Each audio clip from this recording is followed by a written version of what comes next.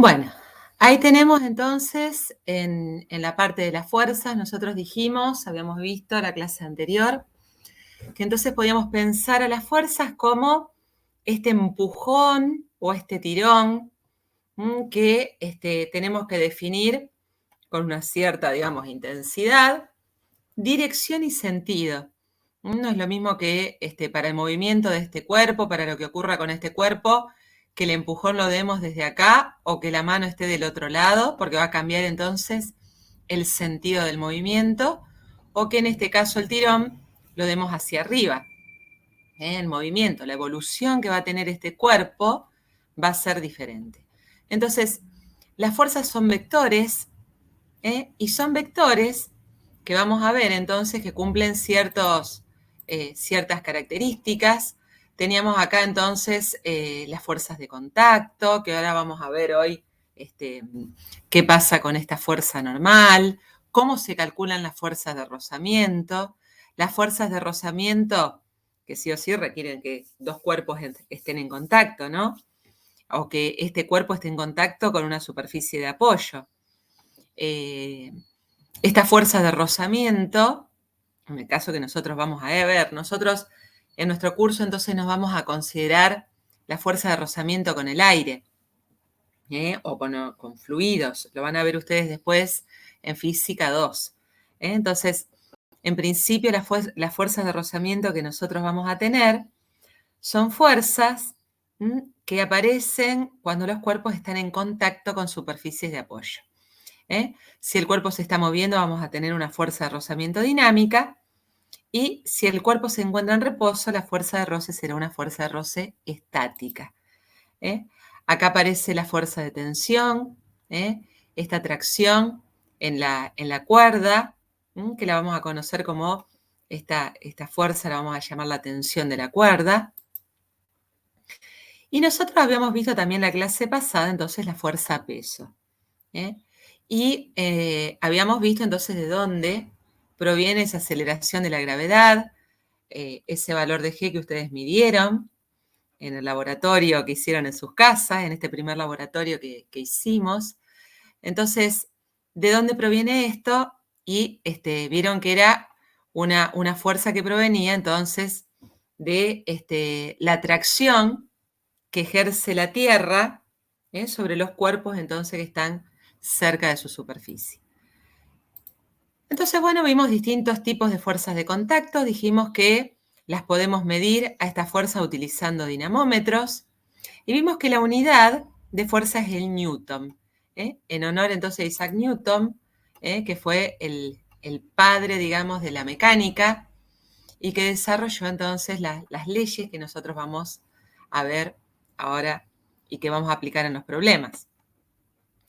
Vimos que entonces estas fuerzas, que son vectores, podemos descomponerlas en componentes, según un sistema de ejes coordenados acá cartesianos que pusimos. Entonces fíjense que este vector va a tener componentes X e Y, que van a ser entonces, los podemos pensar como que son estos vectores, un vector según el eje X y otro vector según el eje Y. Y vimos que valía el principio de superposición.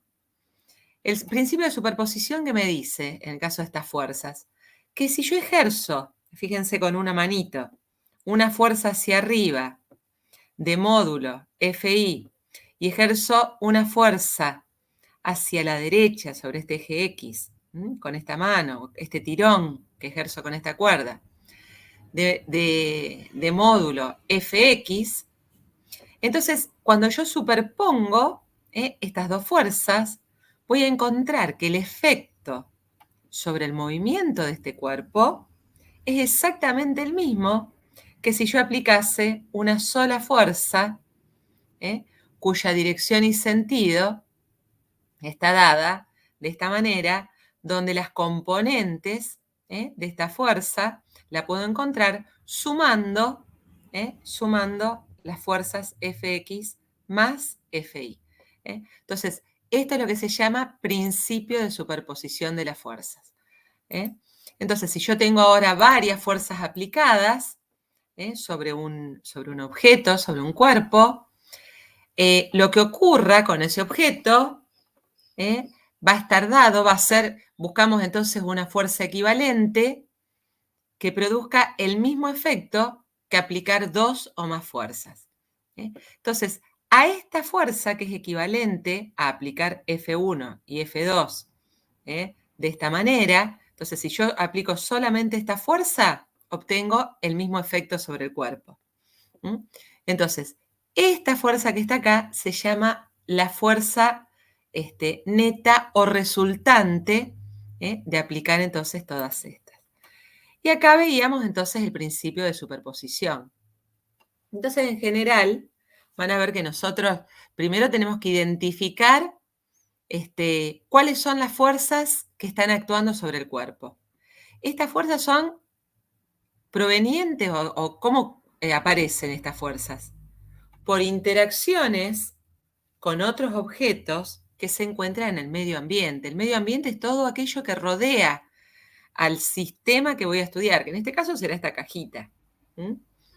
Entonces, bueno, aplicar estas fuerzas es equivalente entonces a aplicar esta fuerza que es la que llamamos resultante.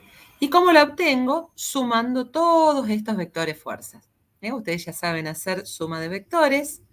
Y entonces acá tengo la resultante de aplicar todas estas fuerzas que aparecen acá sobre el cuerpo, que como les decíamos entonces al principio, nosotros lo vamos a tratar, estamos viendo un modelo de partícula, porque vamos a trabajar solamente en lo que refiere a los movimientos de traslación de estos cuerpos. Entonces, bueno, en este modelo de partícula, el efecto de todas estas fuerzas aplicadas es lo mismo que el efecto de aplicar una sola fuerza, que es la resultante de haber sumado todas esas. Y acá veníamos a las leyes de Newton y decíamos que si un sistema está aislado, es decir, no tiene alrededor ningún objeto con el que pueda interactuar, entonces el movimiento más general de este cuerpo va a ser el movimiento rectilíneo uniforme y en particular, recuerden que el movimiento rectilíneo uniforme es un movimiento a velocidad constante, entonces un caso particular es aquel en el cual la velocidad es el vector nulo.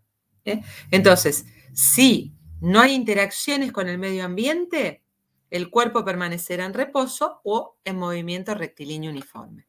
Quiere decir que no va a estar acelerado.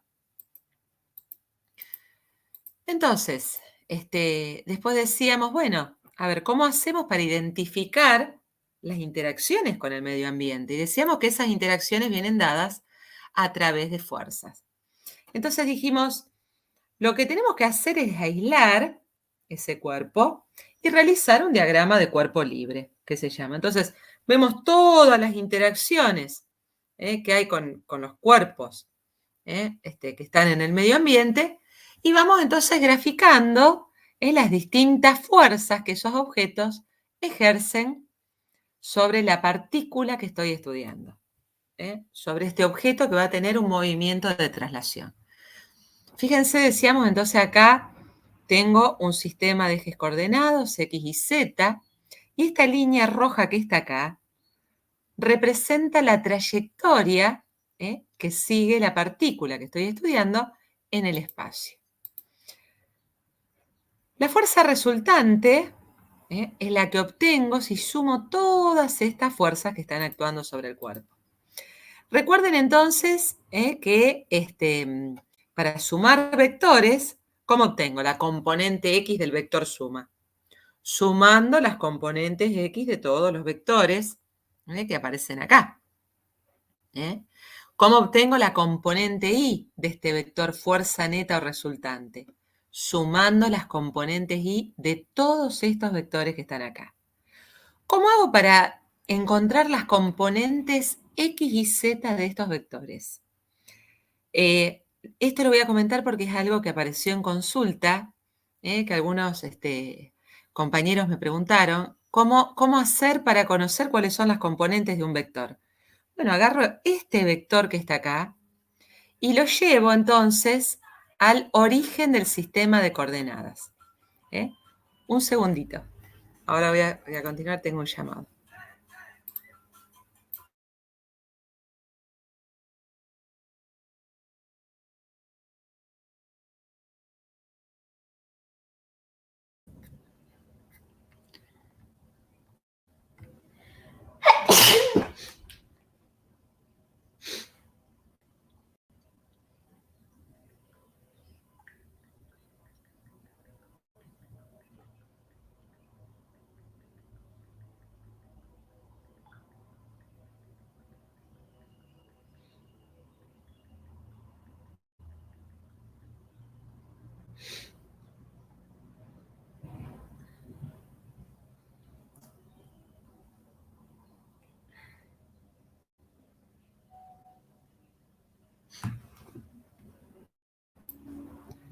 Muy bien, aquí estamos de vuelta.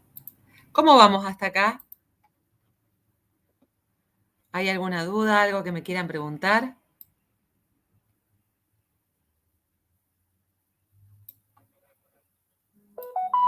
Recuerden que siempre pueden interrumpir y preguntar. Bueno, entonces tengo que llevar el vector para identificar las componentes, tengo que llevarlo acá al origen del sistema de coordenadas y ver las proyecciones de este vector en X y Z, y entonces voy a tener esas componentes de los vectores, digamos, en función de este sistema de coordenadas elegido. Y acá está esta fuerza neta o resultante. Y también, ¿cómo podemos expresar esta primera ley de Newton? Si no hay una fuerza resultante que actúe sobre una partícula, su aceleración será cero. Y ahora cuando digo esto ya no estoy teniendo la partícula aislada. Ya no estoy teniendo la partícula aislada. Fíjense que acá ya estoy diciendo, bueno, puede haber interacciones con el medio ambiente. Pero esas interacciones, ¿qué les pasa? Se equilibran de manera tal que esta fuerza neta resultante me está dando cero. Entonces, si eso pasa, la partícula permanece en su estado de reposo o de movimiento rectilíneo uniforme. Y entonces después veíamos, bueno, esto era el diagrama de cuerpo libre, como les decía, separamos al cuerpo y vemos todas las interacciones. Hoy vamos a ver si resolvemos algún problemita para que podamos hacerlo. Y vamos entonces de ahí a la segunda ley de Newton. Y la segunda ley de Newton lo que me dice es lo siguiente, esto ya lo habíamos visto, nos dice que la fuerza neta o resultante es igual a masa por aceleración. Entonces, la aceleración que va a tener el cuerpo es directamente proporcional a la fuerza neta aplicada. Si la fuerza neta vale cero, la aceleración vale cero. ¿Y quién es este valor, esta constante que da la proporcionalidad acá entre la sumatoria de fuerza o fuerza neta y la aceleración? Es la masa del cuerpo, del objeto que estoy estudiando. Como dijimos, es una propiedad intrínseca porque me está diciendo cuál es la cantidad de materia que tiene ese objeto. Eso es la masa, los átomos y moléculas que la constituyen. ¿Está bien? Entonces, es una propiedad intrínseca del objeto que estoy estudiando. Entonces, vamos a trabajar bastante con esto. Vamos a ver hoy distintos tipos de fuerza. Pero antes de pasar a esos distintos tipos de fuerza, como les decíamos, la normal, el peso, la fuerza de roce, la tensión, vamos a ver cuáles son los límites de validez de esta ley. Porque esta ley entonces no siempre es válida. No siempre es válida. Y vamos a ver entonces cuándo es válida y cuándo deja de serlo. Recuerden entonces que esta masa es una magnitud escalar definida positiva. Y entonces el Newton, ¿qué sería? Kilogramo por unidades de aceleración, que es metro sobre segundo cuadrado. Entonces vimos los problemas que se podían resolver. Y vimos acá la tercera ley de Newton, que era el principio de acción y reacción. Si un cuerpo ejerce, que forma parte del medio ambiente, una cierta fuerza sobre este sistema que estoy estudiando, que en este caso es esta cajita, entonces esta cajita ejerce una fuerza de igual magnitud y sentido contrario sobre este objeto que está en el medio ambiente. Entonces, eso es lo que me dice la tercera ley de Newton o principio de acción y reacción. Si este plano inclinado ejerce esta fuerza normal sobre este cuerpo, entonces este cuerpo ejerce una fuerza de igual dirección, la dirección es la recta sobre la que está, de igual dirección, de igual módulo y sentido contrario, pero la ejerce sobre, entonces, este objeto que se encuentra en el medio ambiente. Fíjense que estos que llamamos pares de acción y reacción están aplicados sobre distintos objetos. La fuerza F1 es la que este plano inclinado o esta cuña ejerce sobre este cuerpo. Y F1' es la fuerza que el cuerpo ejerce sobre esta cuña. F3 sería acá la fuerza peso, es la fuerza con la que la Tierra atrae al cuerpo. Ahora, el cuerpo también atrae a la Tierra con una fuerza de igual magnitud, igual módulo, igual dirección y sentido contrario. Y fíjense que está aplicada ¿dónde? Sobre la Tierra. Entonces, bueno, acá veo un ejemplo de cómo graficar este diagrama de cuerpo libre y todos los pares de acción y reacción. Vamos a ver entonces la validez y limitación y las limitaciones de estas leyes de Newton que acabamos de ver. Entonces, vamos a ver, ¿qué tenemos? Acá tenemos velocidad. ¿Velocidad de quién? Del objeto que estamos estudiando. Y acá tenemos, ¿qué cosa? Tamaño. Tamaño del objeto que estamos estudiando en relación con el medio ambiente. Entonces, ¿cuándo es válido este tema, lo que estamos estudiando ahora, estas leyes de Newton? ¿Cuándo son válidas? Cuando tenemos tamaños de los objetos que estamos estudiando, que son más grandes que los tamaños del átomo, pero a su vez son menores que el tamaño de la galaxia. Y a su vez son válidas, fíjense, cuando las velocidades van de 0 a c sobre 10. ¿Y este c sobre 10 quién es c? ¿Alguien sabe? ¿Qué se representa con la letra C?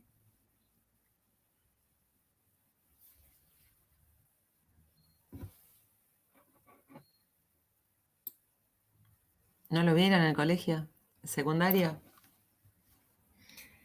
Con la letra C, entonces, estamos representando la velocidad de la luz en el vacío. La velocidad de la luz en el vacío. Y fíjense que esto representa un límite de velocidad. Ningún objeto se puede mover a una velocidad mayor a la velocidad de la luz en el vacío. Entonces, vamos acá, la mecánica clásica tiene validez acá. Y entonces, fijémonos, cuando los tamaños son más chiquititos, entonces, o del orden del tamaño del átomo, hasta lo que son las partículas que componen el átomo, los núcleos del átomo, etcétera, tenemos la mecánica cuántica. Para tamaños grandes, donde vamos entonces a estudiar galaxias, sistemas planetarios, pero ya digamos a nivel astronómico y cosmológico, vamos a tener, ya cuando vemos qué pasa con las galaxias, nos vamos ya muy lejos. En sistemas planetarios funciona perfectamente la mecánica clásica. Ahora, cuando ya nos vamos a ver y estudiar galaxias, interacciones, etcétera, vamos a la física cosmológica. Y cuando las velocidades son mayores a c sobre 10, entonces tenemos la cosmología relativista. Cuando estas velocidades son más grandes, tenemos la física relativista. Y acá tenemos la mecánica cuántica relativista. Ahora, hay otra limitación a estas leyes de Newton. Y dice que estas leyes de Newton solo son válidas bajo las siguientes condiciones. Entonces, lo que dijimos de la velocidad de la luz, que la velocidad de las partículas entonces sea mucho menor que la velocidad de la luz en el vacío. Y acá aparece una cuestión que dice que los sistemas de referencia sean inerciales, es decir, que no estén acelerados. Entonces, las leyes de Newton van a ser válidas cuando los sistemas o marcos de referencias que nosotros estemos utilizando para describir el movimiento de nuestros objetos sean marcos de referencia inerciales. Quiere decir que no estén acelerados. Si el marco de referencia que nosotros tomamos es un marco de referencia acelerado, por ejemplo, puede ser que estamos entonces arriba del avión y el avión está en reposo sobre la pista y entonces el avión va a despegar. ¿Tá? Entonces, ¿qué pasa? Tiene un cambio de velocidad, acelera antes del despegue y ustedes sienten la sensación de esa aceleración, de esa gran aceleración para ese cambio de velocidad que tiene que tener este avión para poder despegar. Si nosotros estamos dentro del avión y queremos describir qué pasa con las leyes de Newton, vamos a ver que aparecen efectos que tienen que ver con que nosotros estamos en un marco de referencia que está acelerado. Estamos en un marco de referencia que está acelerado y sentimos una sensación en nuestro cuerpo, nos sentimos más pesados sobre el asiento, y entonces esas sensaciones que sentimos tienen que ver con lo que está pasando, con esta aceleración que está sufriendo el cuerpo. Ahora, nosotros ¿cómo nos vemos dentro del avión? Y seguimos sentados en la butaca. Entonces, bueno, vamos a estudiar todo eso. Una vez que terminemos esta unidad, vamos a ver entonces la parte de mecánica relativa, que aparece cuando tengo un marco de referencia acelerado. Bueno, entonces dice, las fuerzas de acción y reacción, iguales y opuestas, solo si se miden en el mismo instante. Entonces, estas son las limitaciones de las leyes de Newton, y entonces estos límites de cuándo es válida, cuándo son válidas estas leyes, tienen que ver con esto. Muy bien. Vamos entonces ahora a lo de la clase de hoy. Vamos a continuar entonces con tipos de fuerza. Les voy a compartir entonces pantalla. Nosotros habíamos visto cuando hicimos la clase anterior, la parte de la teoría, en particular habíamos visto la fuerza de atracción gravitatoria. Y entonces vimos esta cuestión que aparece acá, que de acuerdo a estas leyes de Newton, nos hacíamos estas preguntas: ¿por qué la luna no se cae hacia la Tierra? ¿Por qué los planetas se mueven en el cielo? Etcétera. Entonces dice, toda partícula de materia que está constituida por masa en el universo atrae a todas las demás partículas con una fuerza directamente proporcional al producto de las masas de estas partículas e inversamente proporcional al cuadrado de la distancia. Y habíamos visto cuál era la ley. Habíamos visto cuál era la ley de esta fuerza de atracción, que es una fuerza que fíjense que se da a distancia, no hace falta que haya contacto entre los objetos, lo importante es que tengan masa, y entonces van a sentir esta fuerza de atracción, que fíjense, mientras más lejos están, entonces va a ser más débil. A medida que se van acercando, esta fuerza se va a ir incrementando, porque es inversamente proporcional al cuadrado de la distancia que las separa. Y aparecía acá G, que es la constante de gravitación universal, y entonces veíamos un poquito cuánto vale esta constante y cómo sale experimentalmente. Yo les subí ahí unos videitos entonces al campus para que puedan verlo. Y dijimos que está presente también entre dos distribuciones, esférica de masa, como en este caso, pero ahora tengo que tomar esta distancia desde los centros de estas distribuciones de masa. Y esta ley sigue siendo válida, entonces, más allá de que sean puntuales o que sean distribuciones de masa, como en este caso.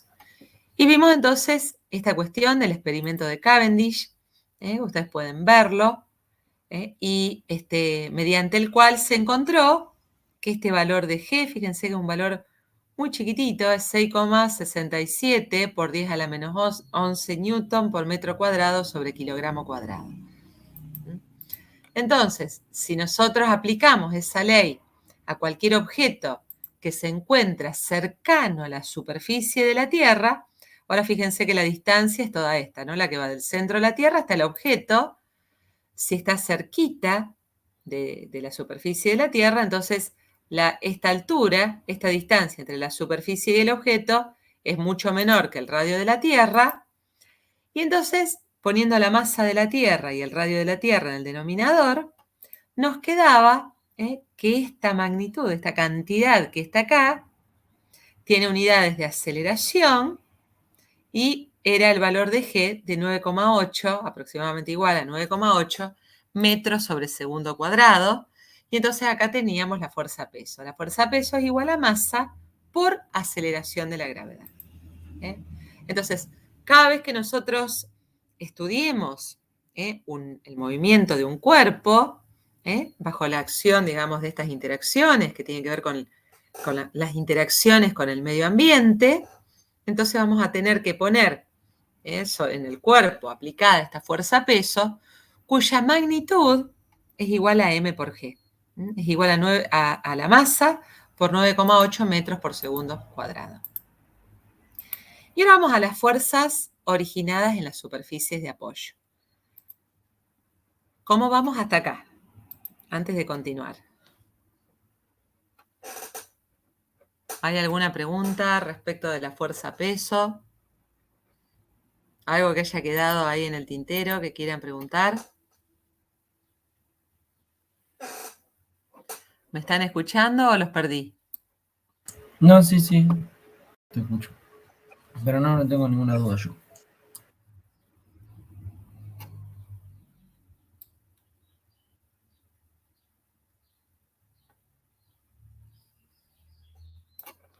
Bueno, creo que tengo conexión a internet, espero que sí. Entonces tenemos aquí la fuerza normal. La fuerza normal, entonces, que aparece cada vez que un cuerpo está en contacto con una superficie de apoyo.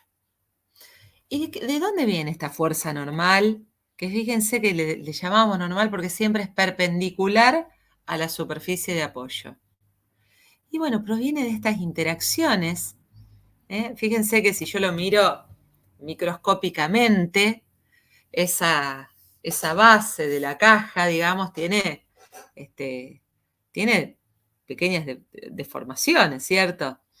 Entonces, vamos a ver que cuando entra en contacto con la superficie de apoyo, cuando está apoyada esta parte sobre esta parte, digamos, de la superficie, van a aparecer fuerzas en ese contacto, que son perpendiculares a ese contacto. Ahora, fíjense que estas fuerzas, que pueden estar dirigidas en cualquier, digamos, en cualquier dirección y sentido, de acuerdo a la imagen que estamos mostrando acá, fíjense que pueden tener una componente, según este sistema de ejes coordenados que yo elegí acá. Fíjense, esta fuercita, debido a la interacción acá con esta parte de la superficie, tiene componente X positiva. Ahora, esta que está acá tiene componente X negativa. ¿Está bien? Esta tiene componente X positiva, esta negativa. En definitiva, las componentes X de las fuerzas, de estas fuerzas que aparecen debidas al contacto, se van a anular, se van a equilibrar, de manera tal que solo me va a quedar la componente neta de la fuerza según el eje Y. Fíjense que estas fuerzas debidas al contacto que aparecen acá tienen todas componente Y positiva. Esta fuerza normal que vemos acá, en realidad es la resultante de haber sumado todas estas fuerzas, delta fuerzas de contacto que estamos viendo acá en esta gráfica. ¿Mm? Así como sobre el cuerpo, la suma de las componentes Y de todas estas fuerzas de contacto me dan, entonces, esta resultante que tiene componente Y positiva. Fíjense qué pasa con las fuerzas que el cuerpo ejerce sobre la superficie de apoyo. Tienen componente Y negativa. Cuando sumo todas estas fuercitas que aparecen acá, entonces me aparecen esta fuerza resultante o neta, N', que tiene componente Y negativa.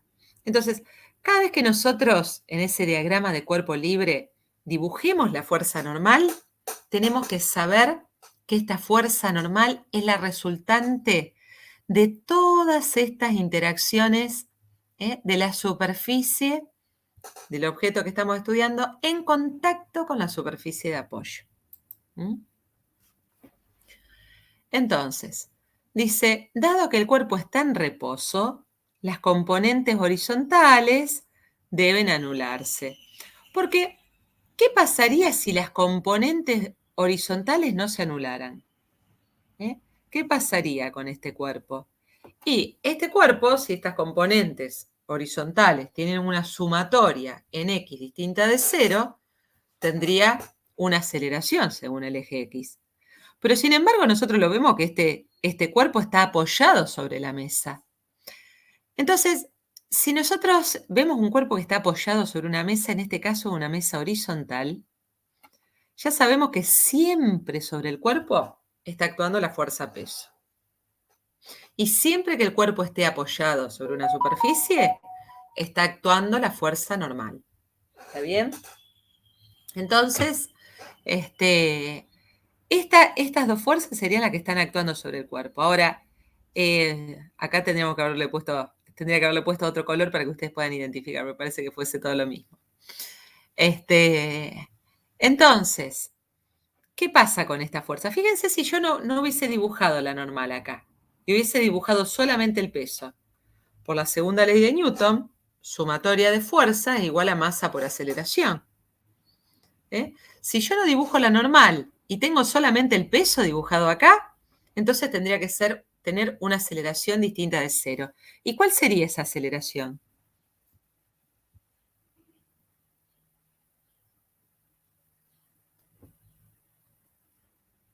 No sé si alguien puede responder.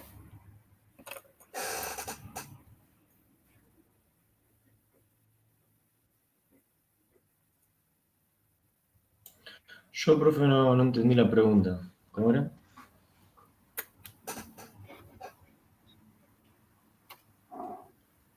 Exactamente, Renata, sería la aceleración de la gravedad. Entonces, si no tuviésemos la fuerza normal acá que está equilibrando el peso, entonces este cuerpo, ¿qué estaría? Estaría cayendo. Tendría la aceleración de la gravedad, pero sabemos que está apoyado sobre la mesa y se encuentra en reposo. Entonces vamos a ver después cómo calculamos. Fíjense que esta normal que está acá, para que este cuerpo quede en reposo, tiene que equilibrar. Entonces a esta otra fuerza, que es la fuerza peso, de manera tal, entonces, que este cuerpo que está acá se encuentra en reposo. Ahora, para que esto ocurra, entonces vamos a ver qué pasa acá y que lo veamos en reposo, necesariamente la componente en X de esta fuerza resultante, que es la normal, tiene que ser igual a 0. Si no, se estaría acelerando según este eje que está acá. Y eso no está ocurriendo. Mientras que la componente Y de esta fuerza, entonces, como decimos, tiene que equilibrar a la fuerza peso. En ese caso, en el cual la superficie de apoyo es una superficie horizontal. Ahora, ¿qué pasa en un caso más general? En un caso más general. Bueno, vamos a ver. Acá en este caso tengo una fuerza F aplicada, fíjense, externa, acá. Si este cuerpo se mantiene en reposo, ¿cuánto tiene que valer la fuerza normal? Bueno, para que este se mantenga en reposo, entonces la fuerza normal ahora va a dejar de ser igual al peso. Pero acá aparece otra cosa. Va a tener que aparecer, si este está en reposo, otra fuerza de contacto. Porque fíjense que esta fuerza externa F tiene una componente X, que si tomamos un eje X positivo hacia la derecha, es distinta de 0. Entonces, aunque esta fuerza normal equilibre, digamos, esta componente ni hacia abajo de esta fuerza, vamos a tener una componente neta acá según el eje X. Y en este caso, entonces, para que este cuerpo permanezca en reposo, va a hacer falta que aparezca una fuerza que tenga componente X negativa, que vaya hacia el otro lado, y que equilibre entonces la componente X positiva de esta fuerza externa aplicada. Y esa, como vamos a ver, va a ser la fuerza de roce estático.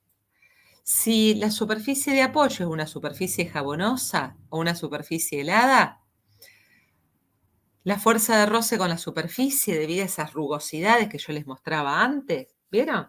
Entonces, si hay jabón sobre la superficie, ¿qué va a pasar? La superficie entonces aumenta esta posibilidad de deslizar porque disminuye el coeficiente de roce que nosotros vamos a ver después. Y entonces eso va a hacer que este objeto, este cuerpo que estamos estudiando bajo la acción de esta fuerza F, entonces tenga un deslizamiento acelerado hacia la derecha. Este caso que está acá, en este caso la normal tampoco es igual al peso. Y acá está apareciendo esta fuerza que está acá y entonces, bueno, vemos que esta normal va a tener que ver entonces con la componente del peso en esta misma dirección que tiene esta fuerza. Tenemos que proyectar entonces la fuerza peso en esta dirección y vamos a ver que en este caso la normal es la componente, si acá ponemos un eje Y, es igual entonces en módulo al módulo entonces al valor absoluto de la componente Y de la fuerza peso. Y en este caso, en el cual tengo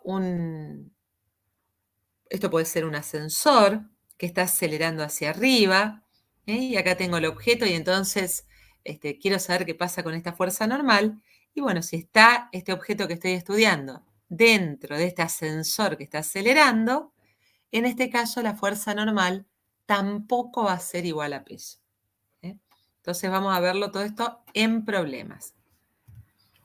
¿Cuánto sería? ¿Cuánto valdría la fuerza normal en este caso?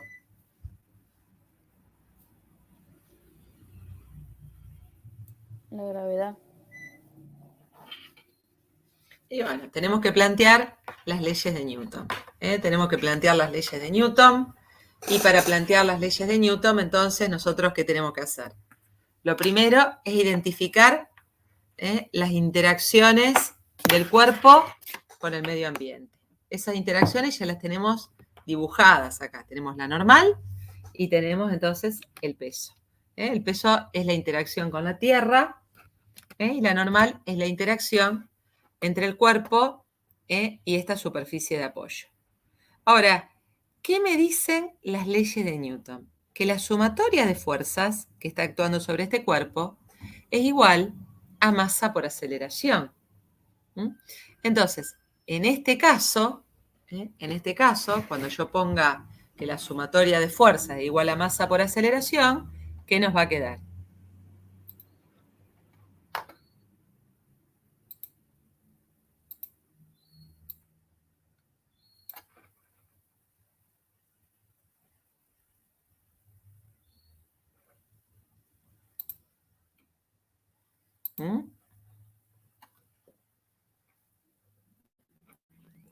¿Cómo tenemos que hacerlo a esto? A través de sumatoria de fuerza. Entonces, ponemos un sistema de referencia, un eje Y.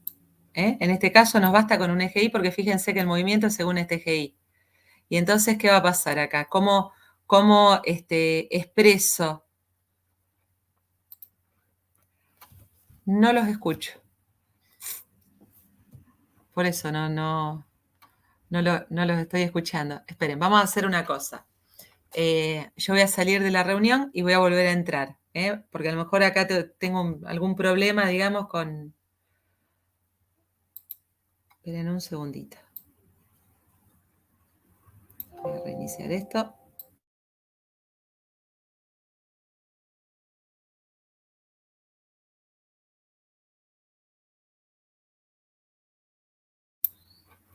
Intentemos de vuelta. A ver si alguien puede hablar, a ver si los puedo escuchar. ¿Ahora nos escuchan? Ahí estamos, ahora sí, ahora sí, ahora sí. Ahora sí, con razón, digo, ¿qué pasa con los chicos? Digo, no, me han abandonado o yo los abandoné y no me di cuenta, digo. Díganme, a ver, ahora sí. ¿Qué les parece? ¿Cómo nos queda acá la ecuación planteada entonces? ¿Qué ¿En el A, tenemos? en el B o en el C? En el C. Con respecto a ahí nomás. Con respecto ahí, exactamente. Y entonces, ¿cómo va a quedar la ecuación? ¿Qué tenemos que poner? Menos Sí, peso más normal es igual a masa por aceleración. exactamente. O la normal menos peso igual a masa por aceleración. Y fíjense que entonces en ese caso, si yo tengo normal menos el peso, que es m por g, igual a masa por aceleración, ese peso que está restando pasa al otro miembro sumando y me queda que la normal es igual a la masa multiplicada por aceleración A, esta A que está acá, más entonces G, que es la aceleración de la gravedad. ¿Mm? Entonces, bueno, en cada uno de estos casos tenemos que analizar entonces qué está pasando con esta fuerza normal que no siempre entonces va a ser igual al peso. Eso entonces es algo que tenemos que tener cuidado. Eso es algo que tenemos que tener cuidado. Porque suele ser un error común que a veces aparece. Entonces, bueno, vamos a continuar.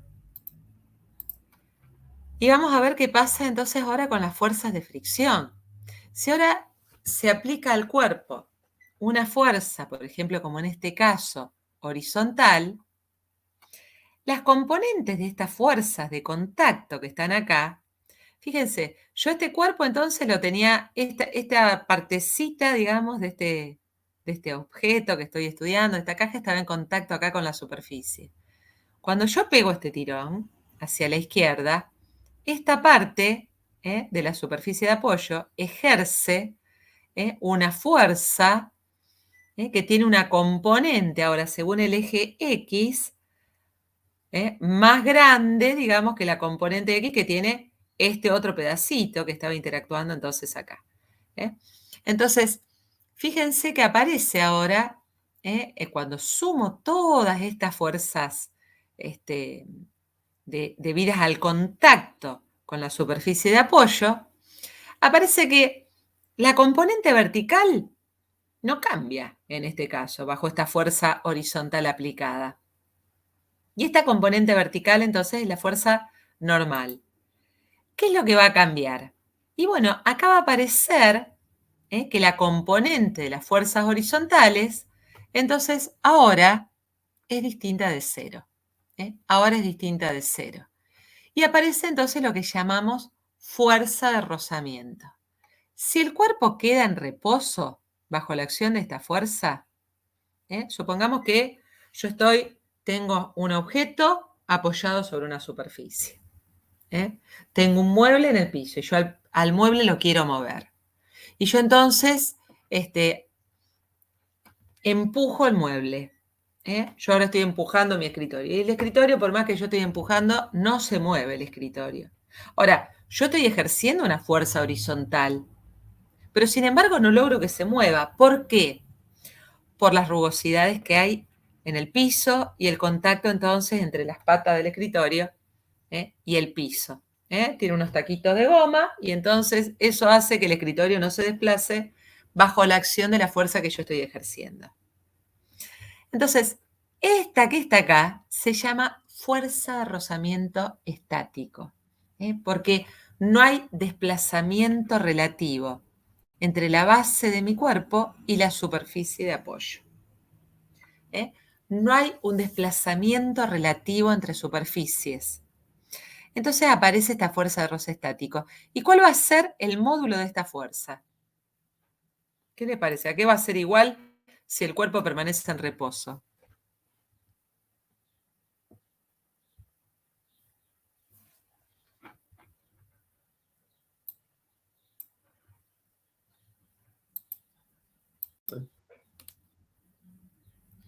No te llegué a escuchar. A la fuerza de roce. Claro, la fuerza de rozamiento va a tener el mismo módulo, pero en sentido contrario, que la fuerza externa aplicada. ¿Eh? Que la fuerza externa aplicada.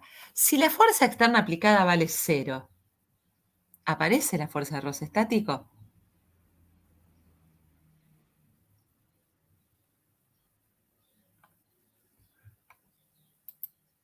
¿Qué les parece? Si tengo el cuerpo apoyado sobre una superficie horizontal y no estoy ejerciendo ninguna fuerza paralela a la superficie de apoyo, ¿va a haber fuerza de rozamiento? ¿O solamente me aparece la fuerza normal, como vimos antes?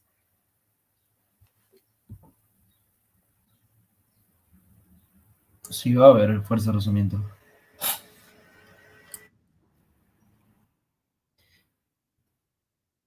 Entonces vamos acá. Ya me pasé.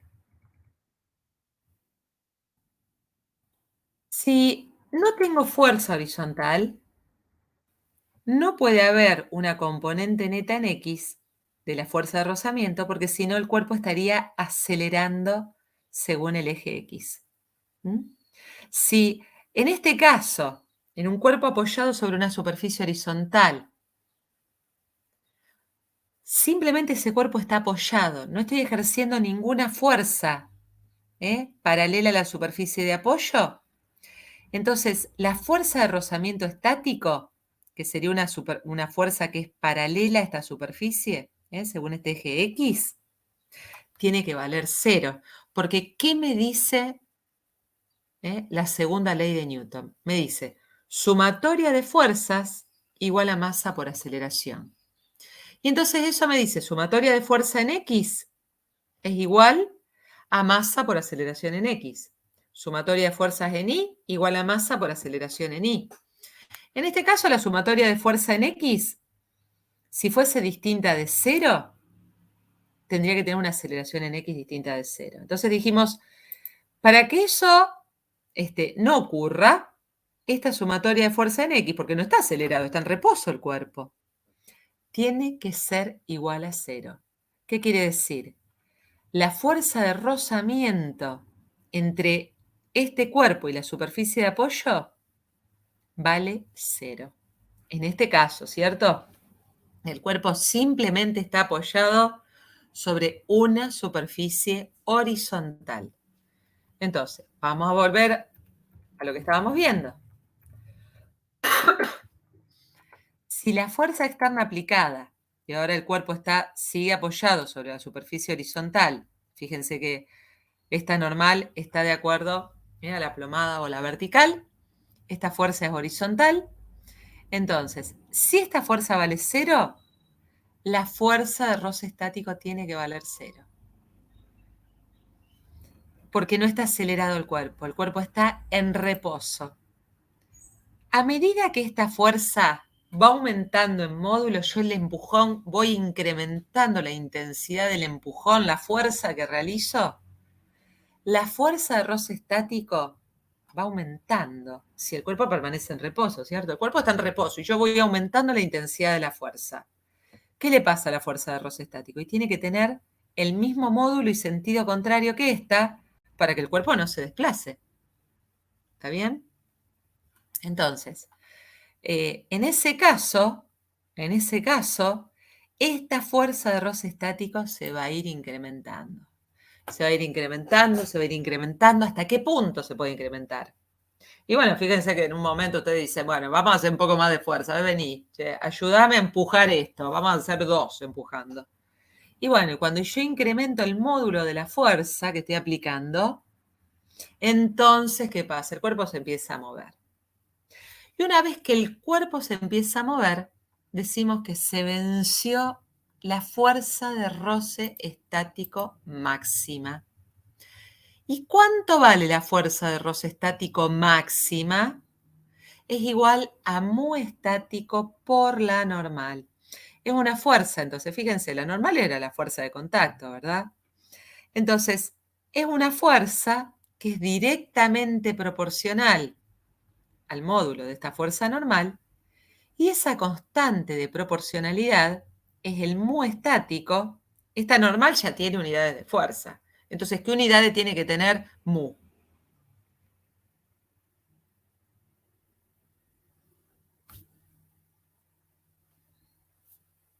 ¿Puede tener unidades mu? ¿O es un numerito? Es un número. Es un número, es un numerito. ¿Eh? Es un numerito que nosotros le llamamos coeficiente de rozamiento estático. Y que se determina experimentalmente. Este coeficiente es distinto dependiendo de las superficies que estén en contacto. Tiene un valor si nosotros estudiamos madera sobre madera, en contacto con madera, otro valor que es goma sobre madera, otro valor que será para metal sobre metal, etcétera. Etcétera. Depende del tipo de superficies que se encuentren en contacto. Y entonces le llamamos coeficiente de roce estático.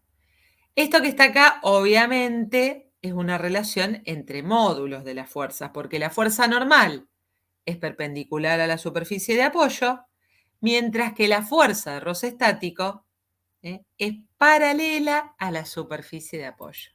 Siempre es paralela a la superficie de apoyo. Y es una fuerza que vamos a tener que calcular, que a priori no sabemos cuánto vale, pero que sí sabemos que va a estar metida acá adentro, en este intervalo de fuerzas, que va a tener un valor que está entre 0, cuando en este caso la superficie de apoyo horizontal, cuando esta fuerza externa aplicada vale 0, y tiene que ser menor o igual a esta fuerza de roce estático máximo, que tiene un valor mu estático por la normal. Cuidado con esto, vamos a practicarlo muchísimo, porque generalmente llegamos al coloquio, puede pasar, lo vemos todos los años. Y cuando hay que calcular esta fuerza de roce estático, ponen directamente este valor, muchos alumnos. Mu estático por la normal. Cuidado, este es el valor máximo que puede lograr la fuerza de roce estático. Entonces, ¿qué hay que hacer con esta fuerza? Hay que estudiarla y hay que calcularla. Salvo que el problema me diga, está la fuerza, es justo la fuerza de roce estático máxima que puede soportar, qué sé yo. ¿Está? Entonces, dependerá del enunciado del problema y nosotros vamos a ver qué pasa, cómo identificar que la fuerza de roce que tenemos que usar en ese problema es la fuerza de roce estático máximo. Ahora, ¿qué pasa cuando el cuerpo, ya hicimos esta empujón y el escritorio empezó a moverse o el objeto que teníamos sobre el piso ya está en movimiento y hay un desplazamiento relativo entre la base del objeto que estoy estudiando y la superficie de apoyo? Entonces, cuando el cuerpo está en movimiento, esta fuerza de rozamiento se conoce como fuerza de roce dinámico y en general el módulo de la fuerza de roce dinámico es menor que la fuerza de roce estático máximo. Quiere decir que el empujón que tengo que terminar de hacer para sacar al objeto del reposo tiene una intensidad entonces que es mayor a la intensidad que tengo que aplicar para después mantener a ese cuerpo en movimiento. Una vez que lo puse en movimiento, entonces tengo que hacer menos fuerza. Tengo que hacer menos fuerza y entonces esto significa que esta fuerza de rozamiento dinámico en general es menor que la fuerza de roce estático máximo. Y ahora sí, el módulo de esta fuerza de roce dinámico es directamente proporcional a la fuerza normal. Y siempre la vamos a calcular como mu dinámico por la normal. Entonces, hay un coeficiente de rozamiento estático que me ayuda a encontrar la fuerza de roce estática máxima. Y hay un coeficiente de roce dinámico que me permite calcular la fuerza de rozamiento dinámico como mu dinámico por la normal. Esto obviamente es una relación entre módulos porque sabemos que las direcciones de aplicación de esta fuerza son diferentes. De hecho, la fuerza de roce y la fuerza normal son fuerzas que son perpendiculares en este estudio entonces que nosotros estamos haciendo. Esta es paralela a la superficie de apoyo, mientras que esta es normal o perpendicular a la superficie de apoyo. La dirección es paralela y el sentido entonces contrario al sentido relativo en el que se mueve el objeto respecto de la superficie. Ahora, si se está moviendo hacia la izquierda, la fuerza de roce dinámico apunta hacia la derecha. Entonces, bueno, acá tenemos entonces el efecto que el cuerpo hace sobre la superficie de apoyo. Fíjense que el cuerpo entonces está arrastrando de alguna manera la superficie de apoyo hacia adelante y la está también a su vez empujando hacia abajo a través de esta fuerza que el cuerpo ejerce sobre la superficie y que es la N', que es el par de acción y reacción con esta normal que la superficie de apoyo ejerce sobre el cuerpo. Y acá tenemos esta relación entre módulos de la fuerza externa aplicada y de la fuerza de rozamiento. Entonces vamos acá. Acá tengo el tacho de basura, si este es el tacho de Homero, está repleto hasta arriba. Entonces el tacho es pesado y entonces le estamos aplicando el empujón porque lo queremos desplazar y lo queremos llevar entonces hasta el container para tirar todo el contenido dentro del container. Y entonces queremos arrastrar el tacho, pero fíjense que entonces yo le voy aplicando este empujón, una fuerza que va desde 0 hasta un valor máximo. Y esta fuerza de rozamiento estático que aparece acá, entre el tacho y la superficie de apoyo, fíjense acá estamos mirando microscópicamente qué pasa acá entre la base del tacho y la superficie. Todas estas irregularidades entonces generan esa fricción. Y entonces fíjense que cada vez voy a tener que hacer el empujón más fuerte. Y esta fuerza se va oponiendo. ¿Y cómo son esas fuerzas entre sí? Van a ser iguales en módulo, y yo acá estoy determinando módulo, y opuesta va a ser esta en sentido a esta fuerza externa aplicada. Fíjense que acá estas fuerzas son iguales. Fíjense que acá tengo esta recta, esta representación, que es una recta que qué pendiente tiene, qué ángulo forma con esta horizontal acá. 45. Claro, 45. Porque entonces cuando esta fuerza toma este valor F1, la otra toma exactamente el mismo valor y así sucesivamente. ¿Hasta cuándo pasa eso?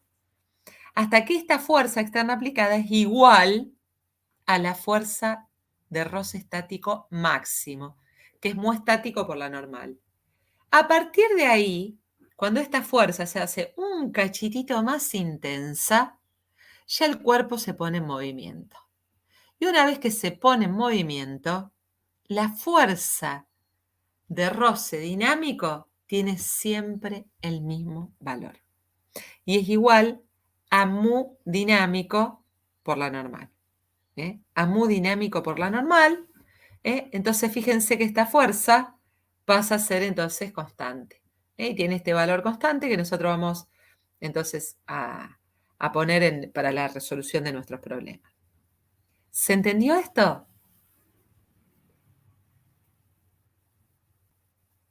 Sí, profe. Bueno, entonces, llegamos hasta acá con esta parte de las fuerzas de roce. Yo diría que hagamos un breve recreo, un intervalo, y después vamos a seguir entonces con el otro tipo de fuerzas, las fuerzas de tracción, las fuerzas de compresión. Bueno, acá hay algunos coeficientes, algunos valores de los coeficientes están en el libro.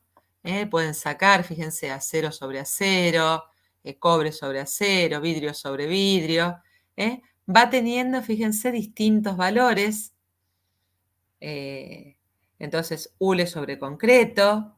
Fíjense que cuáles representan entonces para esta fricción estática la mayor fricción posible. Entonces, bueno, Acá tienen distintos ejemplos, entonces, que están publicados en el libro, y fíjense que en general, entonces, los coeficientes de roce dinámicos son menores. Vamos a ver entonces ahora, después del recreo, vamos a ver los otros tipos de fuerzas transmitidas por hilos y por puntales. Los hilos, los cables, las sogas siempre trabajan a la tracción. Tienen que estar traccionados, mientras que los puntales pueden trabajar a la tracción o la compresión. Así que bueno, hacemos un recreíto hasta las 9:15 y volvemos entonces a arrancar para ver este tema de la fuerza.